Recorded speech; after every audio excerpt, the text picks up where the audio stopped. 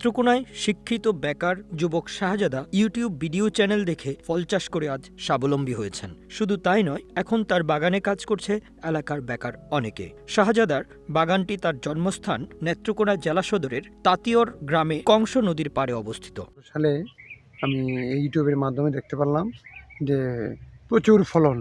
সেটা তখন আমার ইন্ডিয়ান এক ফ্রেন্ড আছে, ও ও বলল, ভাই আপনি এটা করেন, এটা আপনাদের বাংলাদেশেই হচ্ছে। বাংলাদেশে কোথায়? চুয়াডাঙ্গা, ওমর ফারুক।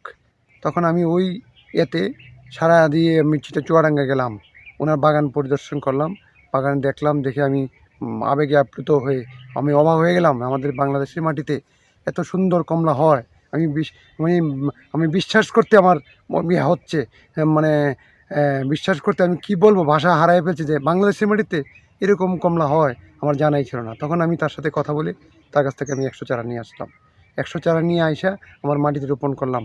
ইতিমধ্যেই ফল চাষে বেশ সফলতা অর্জন করেছেন শাহজাদা। তার বাগানে চাষ করা হয় চায়না কমলা, আকারে অনেক বড় এবং অনেক সুস্বাদু হয়েছে। এজন্য এলাকার মানুষ ছুটে এসেছে শাহজাদার কমলার বাগান দেখার জন্য। অনেকেই আগ্রহ প্রকাশ করেছেন ফল চাষ করার জন্য। 3 বছর পরে আমার বাগানে ফল আসছে। প্রথম ধাপে 1,20,000 টাকা বিক্রি করলাম। সেকেন্ড ইয়ার আমি 3 লক্ষ টাকা বিক্রি করলাম।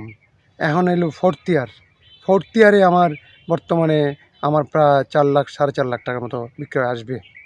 হ্যাঁ, এখন আমি সবচেয়ে বড়, আমাদের কমলা এত বড় হয়েছে, সর্বোচ্চ 75 গ্রাম, সর্বনিম্ন 50 গ্রাম। তো আমার মনে হয় বাংলাদেশের অন্যান্য বাগানে এত বড় হয় নাই। আর আমার জাতগুলো খুব ভালো, খুব মিষ্টি, এবং আমার ফলে কোনো রকম কীটনাশক দেওয়া হয় নাই। এই জন্য এলাকার অনেক শিক্ষিত লোক ওরা আসতেছে, আইসা এই ফল কিনে নিতেছে এবং তারা খেয়ে খুব আনন্দিত।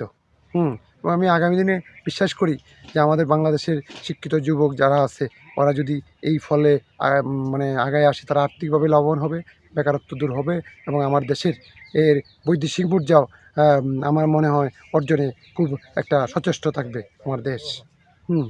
তো এই অবস্থা। আর আগামী দিনে আমি মনে করি আমার বাংলাদেশের সব জায়গাতেই, সারা বাংলাদেশেই এটার ব্যাপক চাষবাস করা সম্ভব। এলাকাবাসী জানান, শখের বশে ফলের বাগান করতে গিয়ে শিক্ষিত বেকার যুবক শাহজাদা আজ স্বাবলম্বী হয়েছেন। তার বাগান দেখে এলাকায় শিক্ষিত বেকার যুবকদের অনেকেই ফল চাষ করতে উৎসাহী হয়ে উঠেছেন। বাংলা অ্যাফেয়ার্স, নেত্রকোনা।